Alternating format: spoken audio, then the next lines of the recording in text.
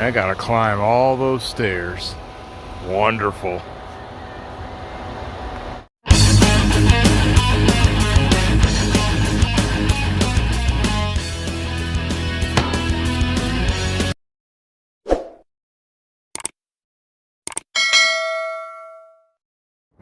All right, we're back again at the Naval Air Station in Pensacola, and we're in front of the lighthouse. And you've got some Blue Angels action. I'm gonna go ahead and get up here into this lighthouse so we can catch some of that. Make a nice long walk up the stairs. A long walk, in fact. One eternity later. Oh, shit. Okay. We're at the top, finally.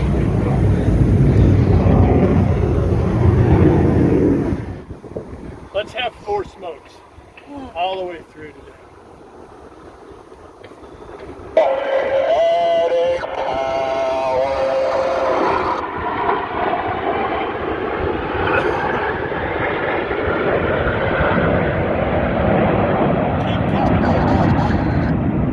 Keep coming. Oh, you're right there. Stay on.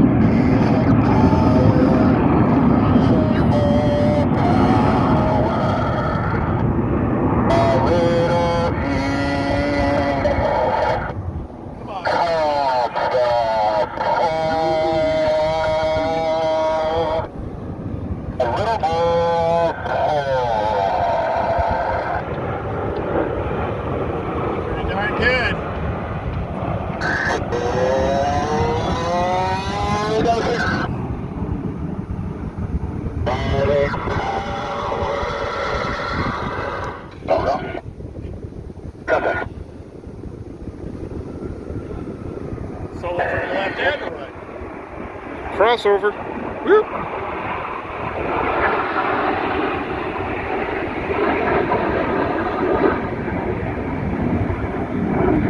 Yeehaw.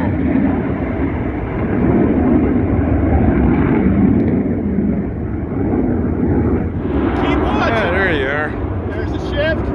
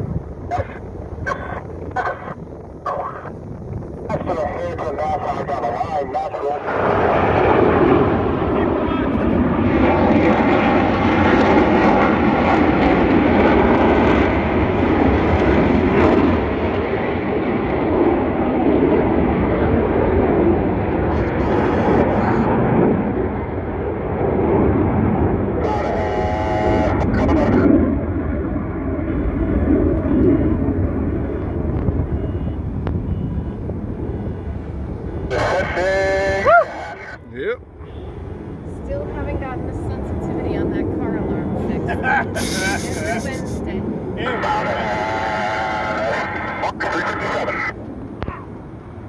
Everybody's inbound.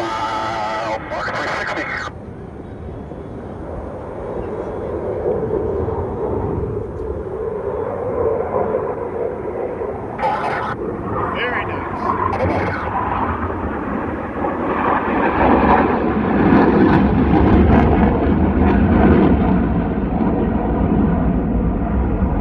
Keep watching them.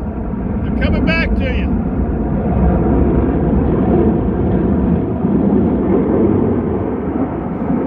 Right up the gut.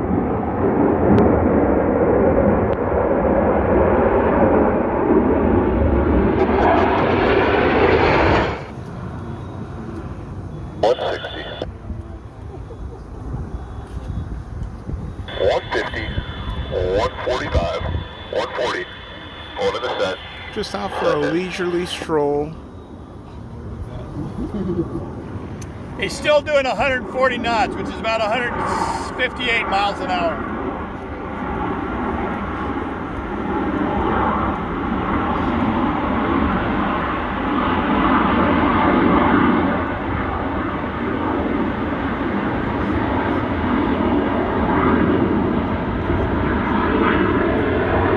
Anytime, whiskers.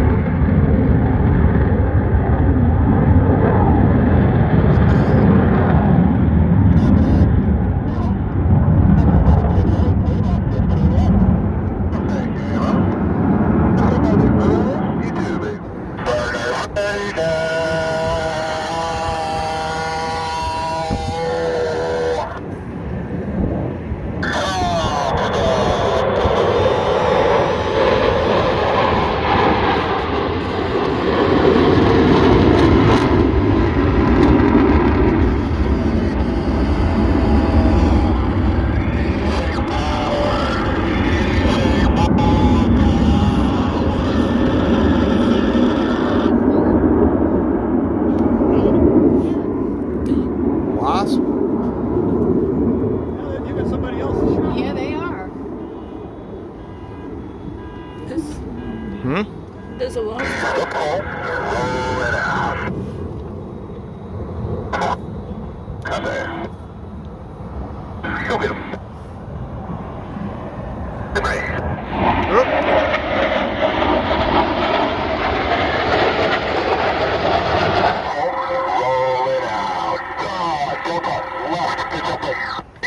Oh man.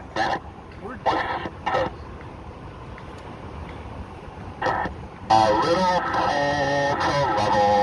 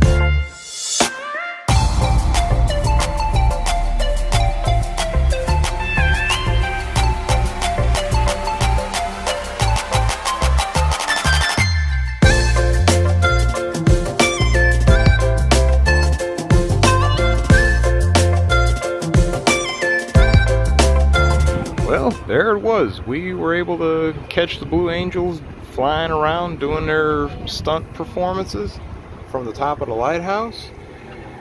Got a nice view from up top. Never mind the walk up the stairs, but I mean, hey, it is what it is. It is a lighthouse. But, yep, got a nice scenic view of the entire landscape, naval base, aviation museum way down over there. We're gonna continue to tour the lighthouse area from ground level, of course. Got our gear set right here, turning the Fresnel lens. Yeah, this Fresnel lens is the original lens that was actually on the lighthouse from the 1850s.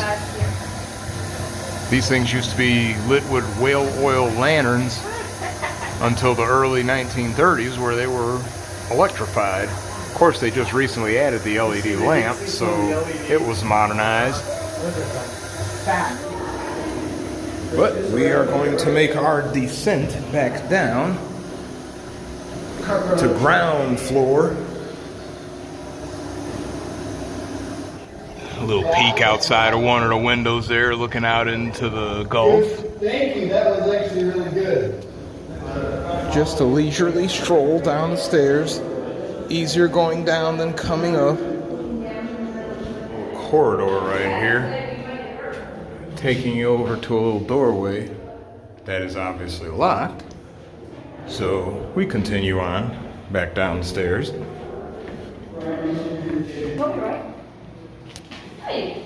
Oil storage tank for the whale oil that was used for the lantern.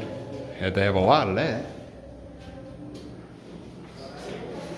And of course, in order to get whale oil, you had to, well, kill whales.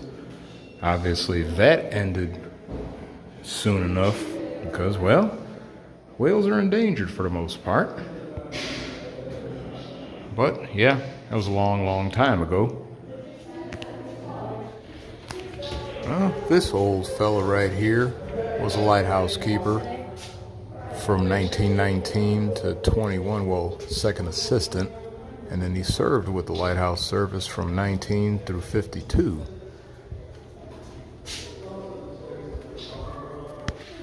Could give you a second to read this if you so desire. But 2 centuries of lighthouse keeping went on in the U.S. I'll move on over to this side. Again, feel free to pause if you want to look at what the text has to say.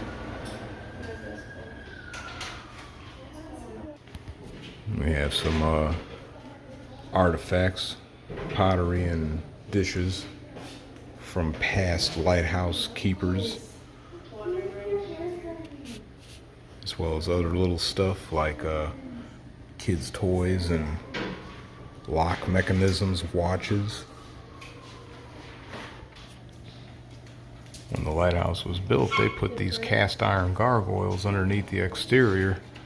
Of course, gargoyles are supposed to have been used to ward off evil spirits, if you believe they'll do that.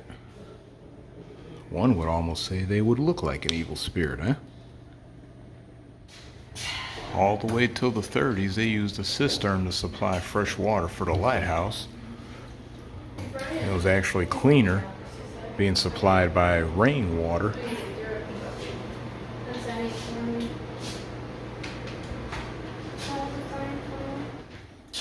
We have a bunch of old bottles here. Different uses: wine, soda, medicinal, ink. Obviously, most of these bottles were disposed of like normal. Trash. Interesting fact, during the Civil War, this lighthouse was fired upon by Union soldiers trying to hit the Confederates that were in and around the lighthouse, so this thing was damaged at some point.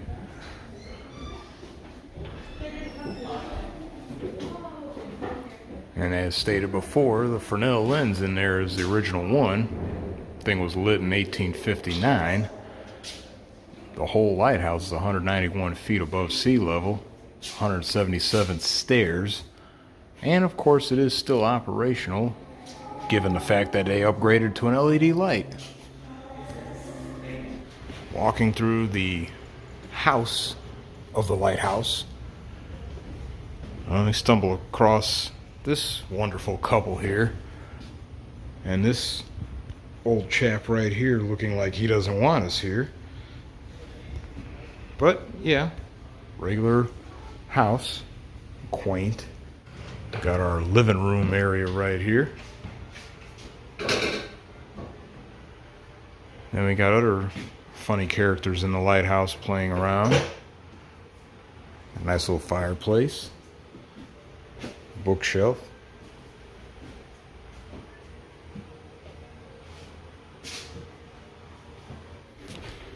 Of course, one of the things that the lighthouse keeper would have probably been doing a lot of is smoking. In this case, pipes. As indicated by these artifacts of old pipe heads here. Got another old dish right here. Some silverware. More little artifacts right here. Little glass jars for beauty products and the like. An old toothbrush. Keys, pocket watch. Old lock. All found.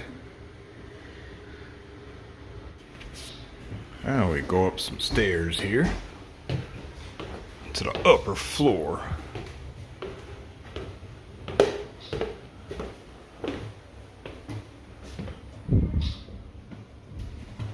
That was that little room that was attached to the lighthouse where we saw that door that was locked. Over here, we're at the top level. Got a little bedroom right here. Got room for the little kids. Got some creepy dolls here. And a fake cat. All in all, nice quaint bedroom area. Moving over to the master bedroom. Got an old loom right here. Little bed. Another old dude that looks like he doesn't want us here.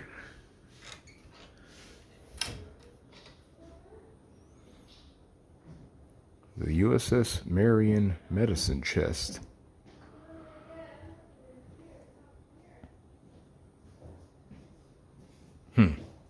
Interesting. In the early years of the Civil War, the Marion's former captain brought this chest with him to Pensacola when he left the U.S. Navy to become a Confederate officer. Moving along through the rest of the house.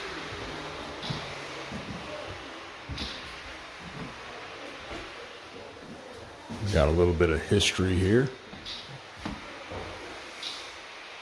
Women played a role in keeping the lighthouse. 6 women have served in an official capacity as head or assistant keeper. Interesting. This woman right here, Ida Lewis, lived from 1842 to 1911. She was only 15 when she became head keeper of the lighthouse. Credited with between 18 and 25 rescues in her time. Last one performed at age 64. 1939, Lighthouse Society merged with the Coast Guard. 1917, when we entered World War I, they allowed women to join the Coast Guard Reserve. World War II, same thing.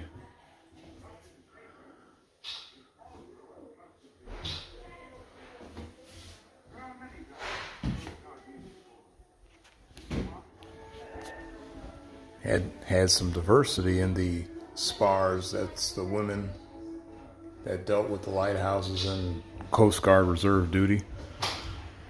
1944, they didn't allow black women to enlist in the spars, but in 45, Olivia Hooker, who was a survivor of the 21 Tulsa race riots, became the first to enlist.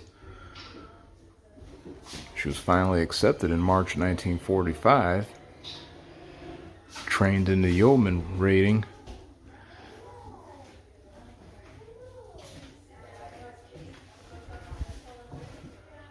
She retired in 2002, working as an activist celebrated her 100th birthday in 2015.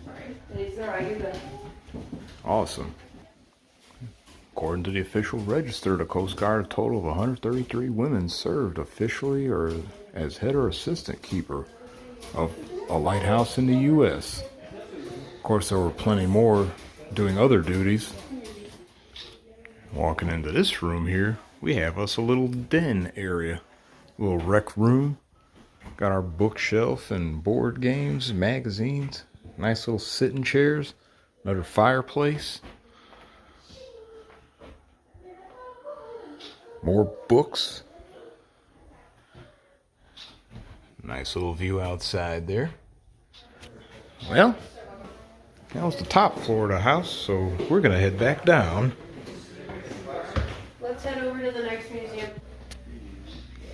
Of course, there were people here well before the Europeans made it here. Native Americans, specifically. Even the bay, Pensacola Bay, is named for the Pensacolas, the long-haired people, who were here for many centuries before. Obviously, you had people here thousands of years before any other civilizations showed up.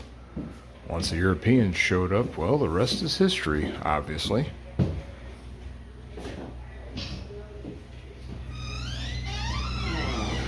can pause this anytime if you want to read any of this. Oh, no, they're just in there. Oh.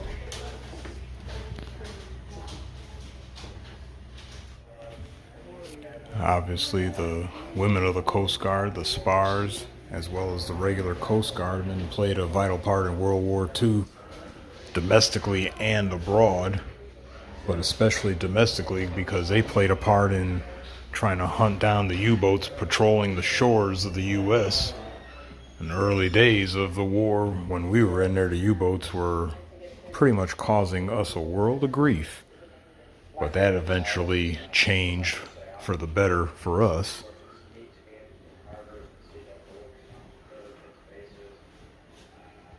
In this room, along with some little sculptures of lighthouses, we also have the illumination exhibit.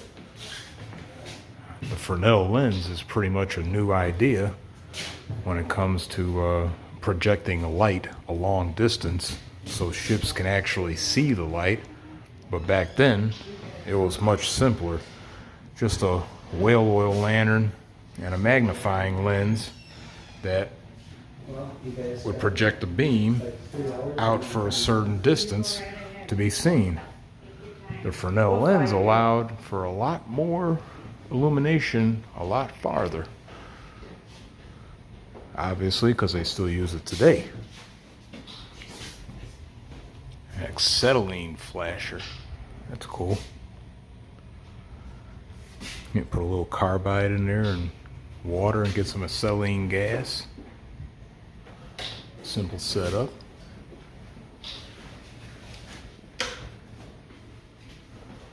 Obviously, acetylene and whale oil were used before electricity. Duh.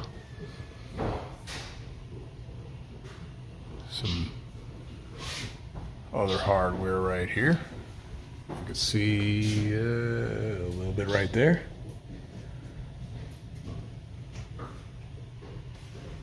There's some more. This looks like the old lighthouse from Alexandria.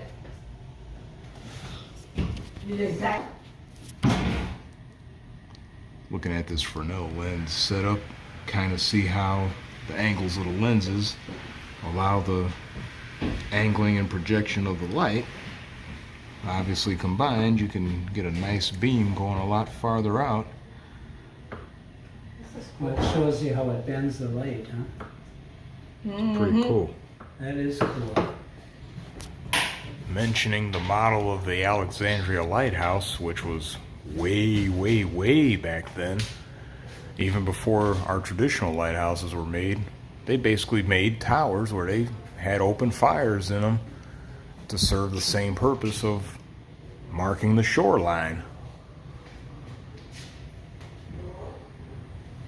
Obviously, they were pretty sporadic, unpredictable setups, but hey, it is what it is. Way back then, all they had available was simple wood or coal fires, so start a big old fire in the top of a tall tower and let it roll. Later on, candles served the same purpose, and then the oil lanterns.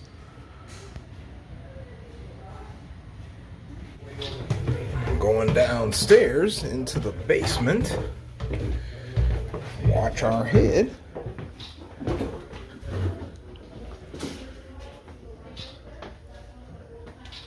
See some more exhibits, displays. Looks like a bunk in an old wooden vessel.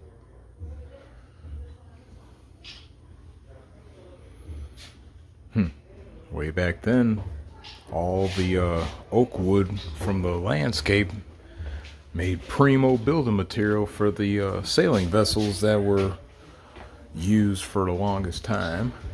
And obviously Pensacola was a harboring community, being right on the coast. As stated, oak trees provided building material for sailing vessels.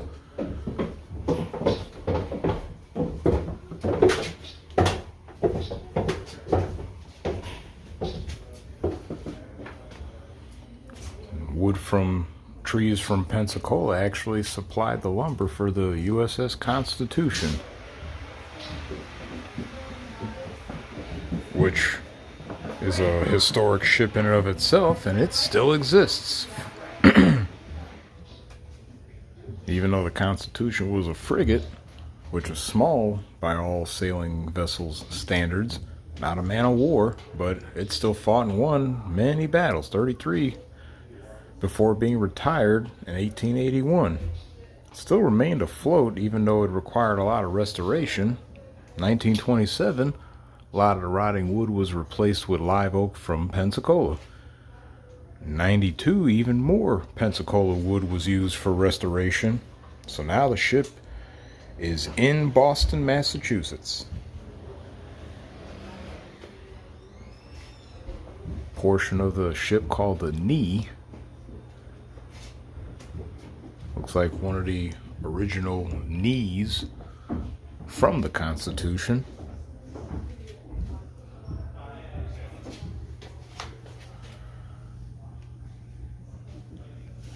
I'll stay on that.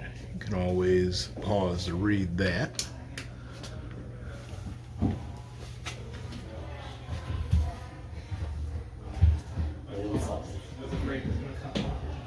I was worried about so that's much of my pants so that down. Another little basement area right here. Obviously, the basement would have been a storage area for miscellaneous stuff.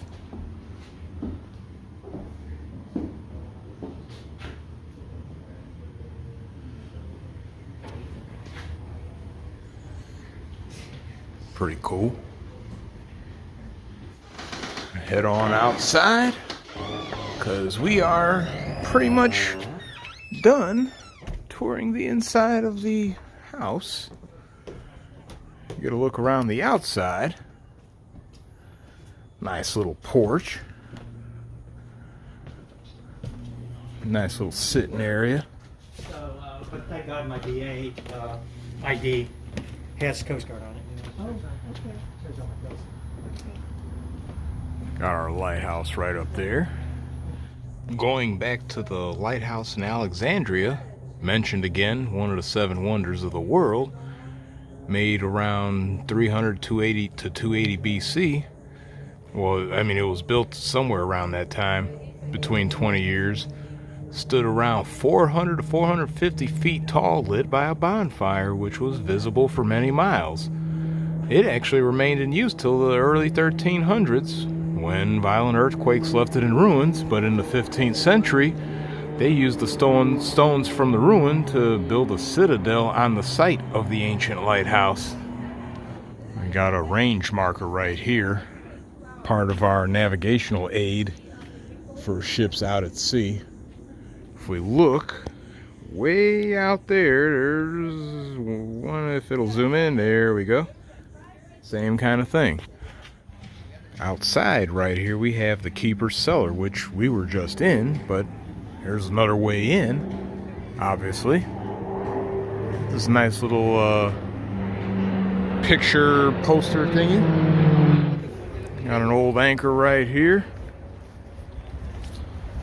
And obviously, way back when, before we had running water in places like this, we had an outhouse. The privy. The cutouts in the lighthouses are meant to let light and air into the structure. Crescent moon was the woman's, while a star or sun was for men. Even though separate outhouses were rare, flush toilets were first showcased in 1851 Great Exhibition in London, and by the 50s had mostly displaced outhouses.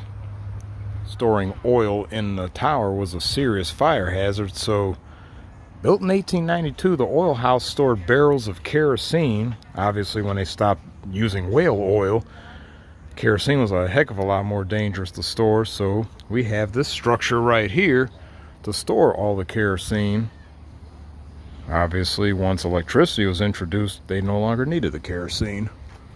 Take a peek inside. Heck, it even smells like oil in here.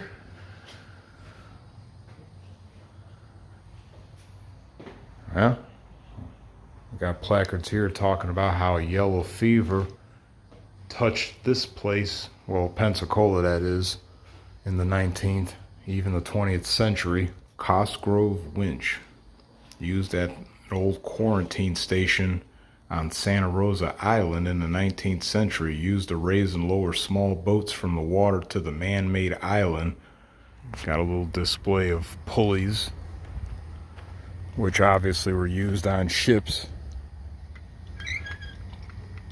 for lifting and moving things around. And we have our well right here. Yeah, because we were so close to the salt water, they weren't drinking any of this water, because even though it seeped through all this soil, it was still too salty to drink, so they just use it for washing stuff. But this well was more than likely dug by hand, even though mechanical drilling had already been invented in the early 1800s. That would suck.